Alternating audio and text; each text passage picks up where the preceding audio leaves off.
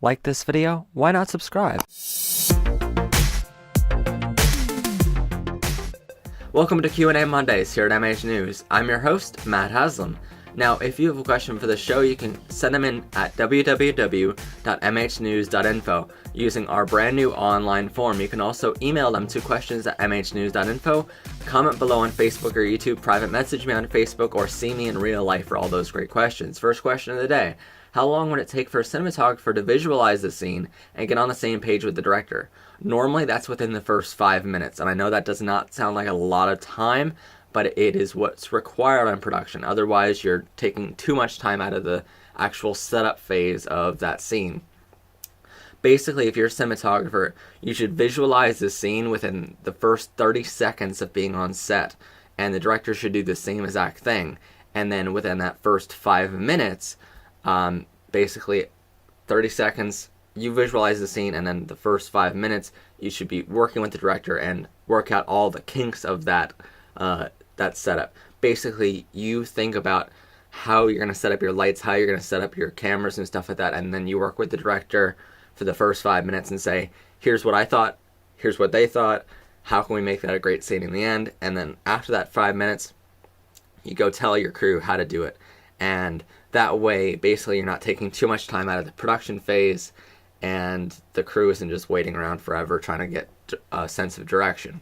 So it has to happen really fast, and if you don't know how to do that really fast at the moment, I understand that's really, really hard to do.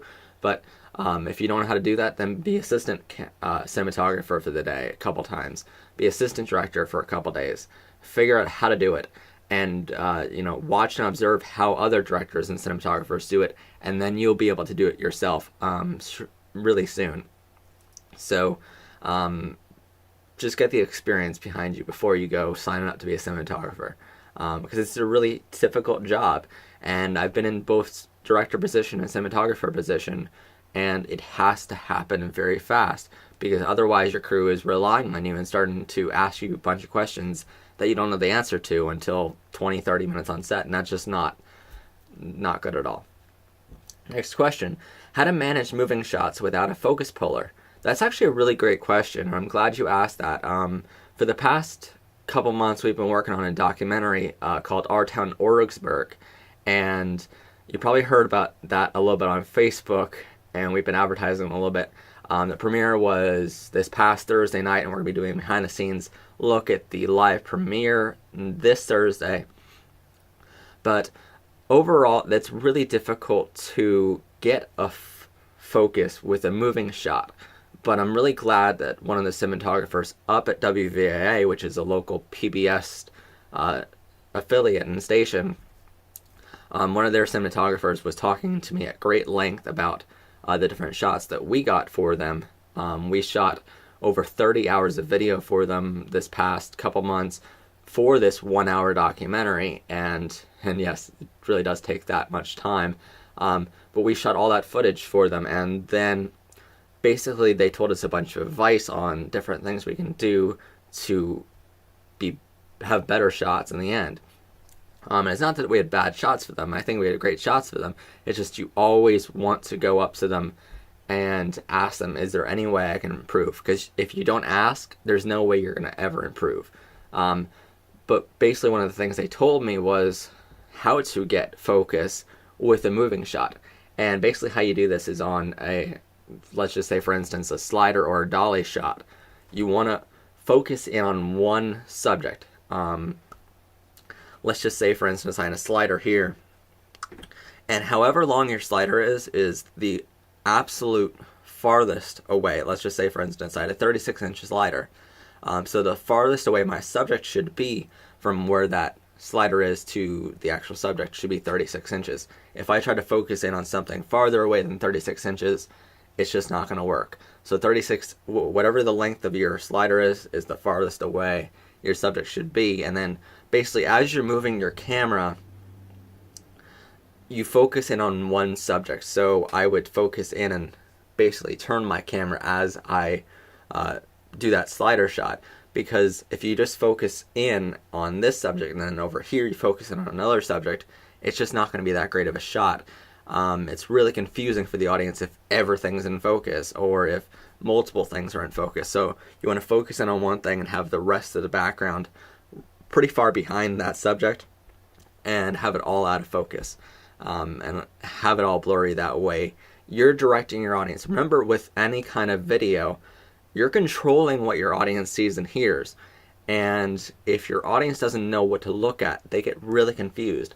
So you want to have everything out of focus that you don't want them to focus in on. So you do basically what you're doing in video world, the easiest way to explain it is you're controlling their eyes. It's as if they're walking through the scene and they're experiencing this, but you're telling them what they should be seeing in the scene.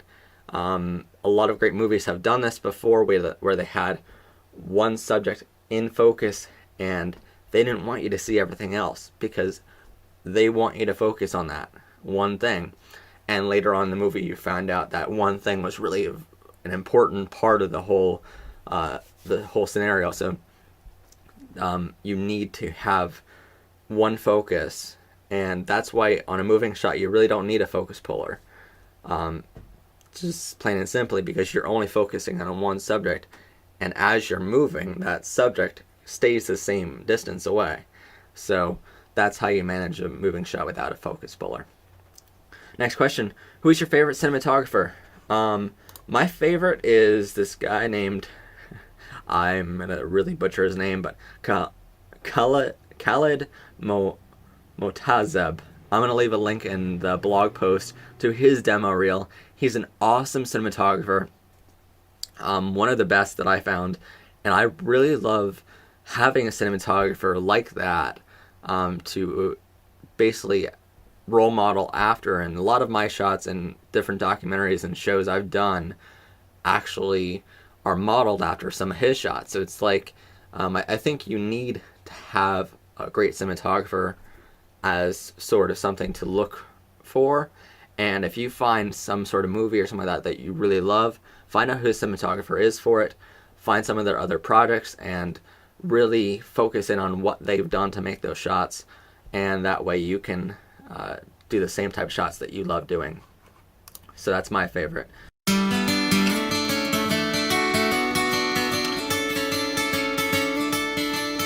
Now, you may have seen some of the photos on our Matt Haslam Productions website or on our Facebook page and said there's some great photos there, but never before have you been able to order those photos and have them sent directly to your home in printed form. Now introducing the Matt Haslam Productions Photography Store. Just go to MattHaslamProductions.com and click on Photography and then Store to order any of the best photos we've ever taken. Prints start at just $2.50 a piece and include free shipping anywhere in the continental US or Canada. Or drop us a line at MattHaslamProductions.com to tell us what photos you would like to order. Any tips for intermediate level cinematographers who want to get noticed? Just have great content. I mean, that's a really simple question to answer, because if you don't have great content, if you don't have a great shot in the end, then you're not going to get noticed. If you have things that suck, you're not going to last long, unfortunately, in this business, because you're not going to get noticed. You need to have great content. You need to choose what you work on, not just doing anything because it pays. Yes, you sometimes have to do things that pay that you don't necessarily like to do, but no matter what you're doing, let's just say, for instance, you're doing a project that you don't absolutely love the concept of, but you do the cinematography really well on it because you know that that's how you get noticed, by having great cinematography. That's how you get noticed as a cinematographer. So just because a product is paying doesn't mean it's right for you, but at the same time, you work on a product because it doesn't necessarily have to be a good project, but you make sure your part in it is good. And if everyone does the same thing and they make sure their part is good, then it'll be a great movie in the end. So that's how you do it. Another question I had this week was, how long did it take you to film the Our Town documentary? We actually spent 22 days on location, over 200 hours by myself there. My crew, if you count man hours, it was well over 300 or 400 hours. A lot of time. But some days I was there by myself filming, some days I was with my crew. All depends on what it was, what kind of shots we needed. So we shot a lot. In the end, I shot over 50 hours of video for the project, 30 of which was actually for the documentary part of it, and then the other 20 was behind the scenes. So 15 or 20 of it was behind the scenes stuff. So a lot of footage, a lot of days on location. We did a lot. First week we went around and just did around town shots with every single thing. We walked the entire town with a tripod, the entire town with a jib, the entire town with a slider. We walked the whole town like 5 times, I think, that first week. Then we went back and went to some of the businesses and homes and stuff like that and filmed a lot more. So it took a lot of time to film the entire documentary, and I say it before and I'll say it again, I'm very glad I'm not the editor for the project, because it would have been so hard to choose what's going to get in and what's not going to get in. We're going to be talking more about the documentary itself on Thursday's episode, behind the scenes of the documentary and the live premiere, so join in for that. But that's it for today. If you like your question read on the show, please go to www.mhnews.info. You can also go to the link in the description below to the blog post for this episode and see the demo reel of my favorite cinematographer. You can also submit your questions to questions@mhnews.info, comment below on Facebook or YouTube, or private message me on Facebook, or see me in real life. I'm always here to answer your questions. So thanks for joining us today. You can also become a guest on the show by submitting to become a guest. And new for this whole website thing, you can become a sponsor of the show and see your ad in the show itself, and get your name out there to everyone that watches the show. So thanks for joining us today, and see us back here this Thursday for a behind the scenes look of the documentary. Thanks for joining us. See us next time. Bye. Thank you for watching. Go to mhnews.info for more episodes, or become a sponsor and see your ad in a future episode.